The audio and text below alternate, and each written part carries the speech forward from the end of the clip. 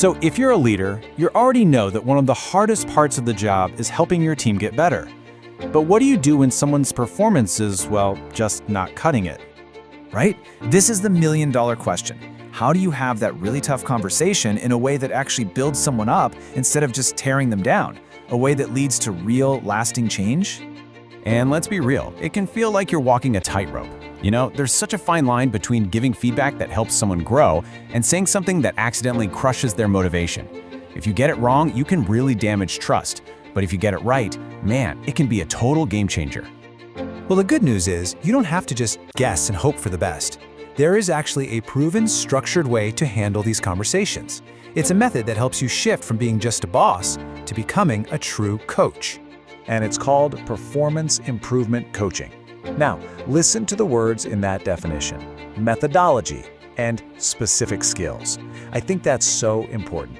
This isn't about having a certain personality or just being a people person. It's a process you can learn, that you can repeat, and that's designed to get results. So, how does it all work? Well, this whole approach really rests on two simple but incredibly powerful pillars. It gets that great coaching isn't just about what you say, it's about the whole dynamic of the conversation. This quote right here really gets to the heart of it. It sounds so simple, but let's break it down. Right feedback means it's got to be clear, it's got to be specific, and it's got to be actionable. And right time? That's all about context. You know, is the person actually ready to hear it? Are you delivering it soon after the event? That's the strategic part. And these are the two pillars that make it all happen: good coaching and acute listening. You can think of it like this. The first one is about how you deliver the message, and the second one is about how you make sure that message is truly received. You absolutely have to have both. So let's look at that first pillar.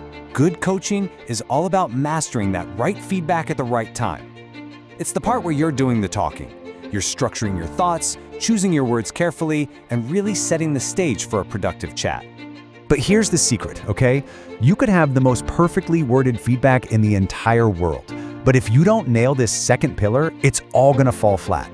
This next piece is what really separates a decent manager from a truly great coach. We're talking about the massive difference between just hearing someone and practicing acute listening. You see, hearing is passive. It's just sound waves hitting your eardrum. But acute listening, that's an active skill. It's about listening to truly understand, not just waiting for your turn to talk. It's about picking up on the hesitation, the tone, all the things that aren't being said out loud. And this is why it's such a superpower. When you listen like this, you're not just making sure they get the message, you're building some serious trust.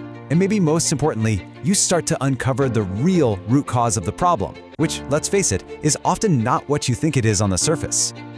So when you bring these two things together, that skillful coaching and that intense, acute listening, you create this amazing feedback loop. The conversation stops being a one-way street, you know, a lecture, and it becomes a real two-way dialogue focused on growth. And that brings us to the real goal here. This whole thing isn't about just checking a box or documenting a problem. It's about creating a performance improvement plan that genuinely helps your employee get better, which, in the end, helps the whole team win.